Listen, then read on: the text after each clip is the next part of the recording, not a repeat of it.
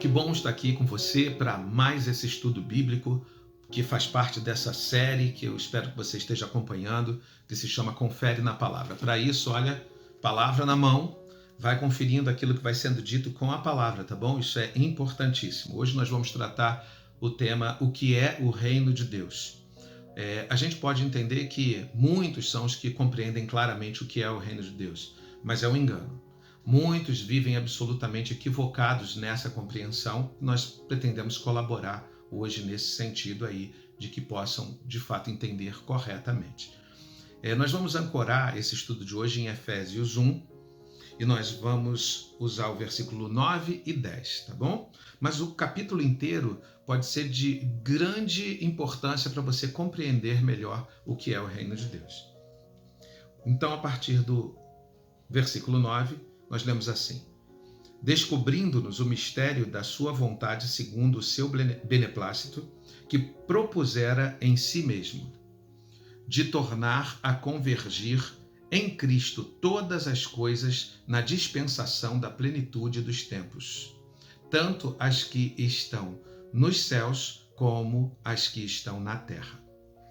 Esse texto vai nos desvendar qual é o propósito de Deus na criação da humanidade, que é convergir todas as coisas para Cristo. Você lembra? O propósito de Deus é ter uma família de muitos filhos que sejam o quê? A imagem de Cristo. Nós vimos no estudo 2, na sequência, de que nós nos afastamos da imagem espiritual, da natureza divina de Deus, quando o pecado entrou no mundo, corrompeu o primeiro homem, e daí em diante todos os homens nascem em corrupção e precisam, para ser reconciliados com o propósito de Deus, ou seja, para serem agregados na família de Deus, renunciarem suas vidas e reproduzir o viver de Cristo. Não é isso? Então a gente está vendo que tudo vai para Cristo, tudo vai convergindo na direção dele. E o que é o reino de Deus pelo que nós vemos? Exatamente isso, a convergência de todas as coisas em Cristo. Ok? Então, o reino de Deus, ele se estabelece sobre essa terra, primeiro, quando ele se estabelece no coração daquele que crê e daquele que se dispõe a se tornar um súdito desse reino. Quando eu renuncio a minha vida para que Cristo seja visto a partir da minha vida e que as minhas vontades não sejam mais as prioritárias, mas a prioridade seja cumprir a vontade de Deus em Cristo Jesus. Quando eu aceito o governo de Cristo sobre a minha vida, quando Cristo tem o governo sobre algo, então isso significa que ali está estabelecido o reino de Deus. O reino de Deus já é presente nessa terra. Deus é sim Senhor de todas as coisas, mas o que não significa que todas as coisas se dobram ou se dobrarão ou se dobraram ao seu governo. Mesmo muitos religiosos confundem prática de vida religiosa com o governo de Cristo.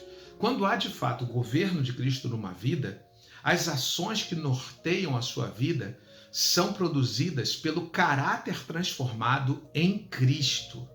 Então, o governo de Cristo na vida do homem que de fato se rendeu promove que o seu caráter seja moldado ao de Cristo. Assim, a lei, não mais a lei de Moisés, mas a lei de Cristo, ou seja, as ordenanças de Cristo, passam a fluir desse caráter transformado. Então, o governo de Cristo não é simplesmente eu me nominar como um discípulo de Jesus, nem eu estar vinculado a uma instituição religiosa que faz com que o governo de Cristo se estabeleça sobre minha vida. O governo de Cristo, o reino de Deus chega à minha vida quando eu renuncio à minha coroa, quando eu renuncio ao meu reinado, quando o que eu faço agora não tem como centro a minha vontade, mas a vontade daquele que agora governa. Então, isso é o reino de Deus. Agora, que bom isso, sabia? Porque a nossa vontade, embora nos pareça prazerosa, ela tem um preço terrível, que é um preço de morte. E nós não conseguimos, até experimentarmos a vontade de Cristo, entender o quanto ela é boa, agradável e perfeita.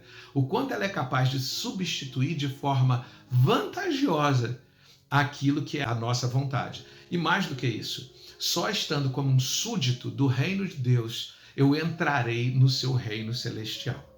Então, isso é o reino de Deus. É o governo de Cristo estabelecido nos nossos corações para que possamos ser colaboradores para que o seu governo esteja sobre todas as coisas existentes.